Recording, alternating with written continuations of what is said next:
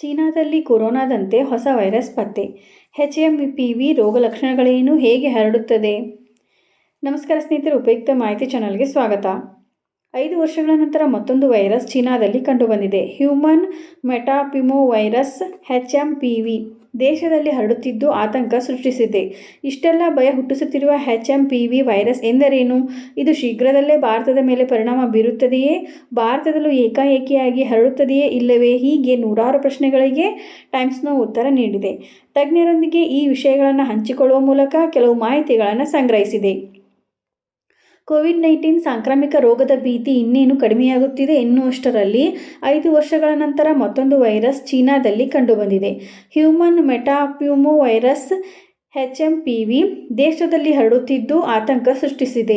ಅದರ ಜೊತೆಗೆ influenza A ಮತ್ತು ಮೈಕೋಪ್ಲಾಸ್ಮಾ ನ್ಯೂಮೋನಿಯಾ ಸೇರಿದಂತೆ ಅನೇಕ ವೈರಸ್ಗಳು ಹೆಚ್ಚುತ್ತಿರುವುದರಿಂದ ಆಸ್ಪತ್ರೆಗಳು ತುಂಬುತ್ತಿರುವುದು ಅಲ್ಲಿನ ಜನರ ಭಯಕ್ಕೆ ಕಾರಣವಾಗಿದೆ.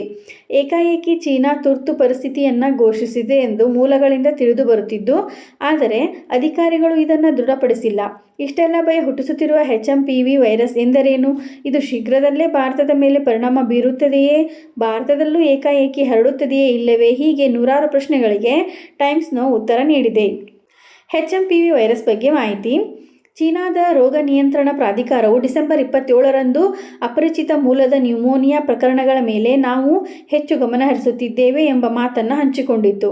ಸಾಮಾನ್ಯವಾಗಿ ಚಳಿಗಾಲದಲ್ಲಿ ಉಸಿರಾಟಕ್ಕೆ ಸಂಬಂಧಿಸಿದ ಸಮಸ್ಯೆಗಳು ಹೆಚ್ಚಾಗುವ ನಿರೀಕ್ಷೆ ಇರುವುದರಿಂದ ಡಿಸೆಂಬರ್ 16 ಮತ್ತು 22ರ ನಡುವೆ ಉಸಿರಾಟದ ಸೋಂಕುಗಳ ಹೆಚ್ಚಳವನ್ನು ತೋರಿಸುವ ಡೇಟಾವನ್ನು ಕೂಡ ಹಂಚಿಕೊಂಡಿತ್ತು.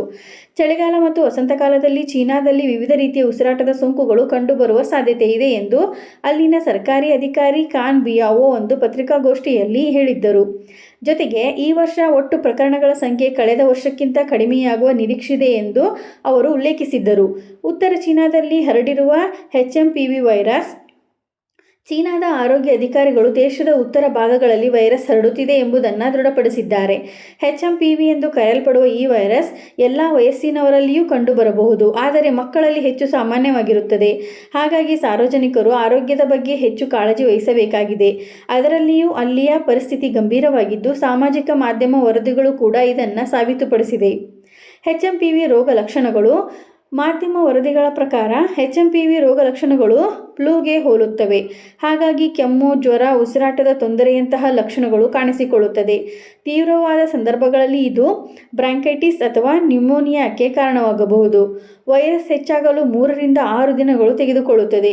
ರೋಗ ಲಕ್ಷಣಗಳು ತೀವ್ರತೆಯ ಆಧಾರದ ಮೇಲೆ ವಿಭಿನ್ನ ಅವಧಿಯವರೆಗೆ ಇರುತ್ತದೆ. HMPV ಹೇಗೆ ಹರಡುತ್ತದೆ?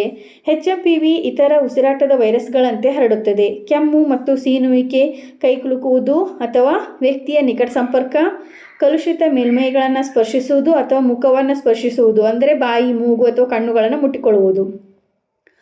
ಭಾರತ ಚಿಂತಿಸಬೇಕೇ?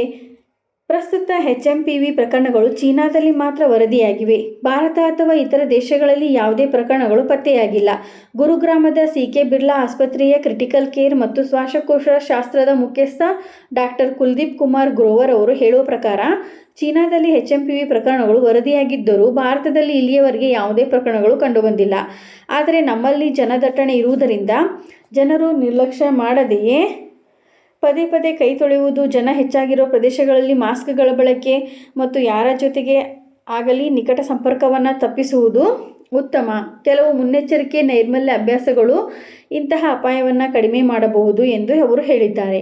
HMPV ರೋಗ ಲಕ್ಷಣಗಳು ಕಂಡುಬಂದರೆ ಏನು ಮಾಡಬೇಕು? HMPV ಅಥವಾ ನೆಗಡಿಯ ರೋಗ ಲಕ್ಷಣಗಳು ಕಂಡುಬರುವುದಕ್ಕಿಂತ ಮುಂಚೆಯೇ ಈ ಸರಳ ನೈರ್ಮಲ್ಯ ಅಭ್ಯಾಸಗಳನ್ನು ರೂಢಿಸಿಕೊಳ್ಳಿ. ಇದು ಯಾವುದೇ ರೀತಿಯ ವೈರಸ್ ಹರಡುವುದನ್ನು ತಡೆಯಲು ಸಹಾಯ ಮಾಡುತ್ತದೆ. ಬಾಯಿ ಮತ್ತು ಮೂಗನ್ನು ಮುಚ್ಚಿಕೊಳ್ಳಿ. ಸೀನುವಾಗ ಅಥವಾ ಕೆಮ್ಮುವಾಗ ಟಿಶ್ಯೂ ಬಳಸಿ. ನಿಮ್ಮ ಕೈಗಳನ್ನು ಆಗಾಗ ತೊಳೆಯಿರಿ. ವೈರಸ್ ಹರಡುವ ಅಪಾಯವನ್ನು ಕಡಿಮೆ ಮಾಡಲು ನಿಮ್ಮ ಕೈಗಳನ್ನು ಸಾಬೂನು ಮತ್ತು ನೀರಿನಿಂದ ಕನಿಷ್ಠ 20 ಸೆಕೆಂಡುಗಳ ಕಾಲ ಸ್ವಚ್ಛಗೊಳಿಸಿ. ವೈಯಕ್ತಿಕ ವಸ್ತುಗಳನ್ನು ಹಂಚಿಕೊಳ್ಳುವುದನ್ನು ತಪ್ಪಿಸಿ. ಸೋಂಕು ಹರಡುವುದನ್ನು ತಡೆಯಲು ಪಾತ್ರೆ, ಕಪ್ ಅಥವಾ ಇತರ ವಸ್ತುಗಳನ್ನು ಹಂಚಿಕೊಳ್ಳುವುದನ್ನು ತಪ್ಪಿಸಿ. ಅನಾರೋಗ್ಯದಿಂದ ಬಳಲುತ್ತಿದ್ದರೆ ಮನೆಯಲ್ಲಿಯೇ ಇರಿ. ವೈರಸ್ ಇತರರಿಗೆ ಹರಡುವುದನ್ನು ತಪ್ಪಿಸಲು ಮನೆಯಲ್ಲಿಯೇ ವಿಶ್ರಾಂತಿ ಪಡೆಯಿರಿ. ಇದೇ ರೀತಿ ಮಾಹಿತಿಗಾಗಿ ನಮ್ಮ ಚಾನಲನ್ನು ಸಬ್ಸ್ಕ್ರೈಬ್ ಆಗಿ ಮತ್ತು ಶೇರ್ ಮಾಡಿ. ಧನ್ಯವಾದಗಳು.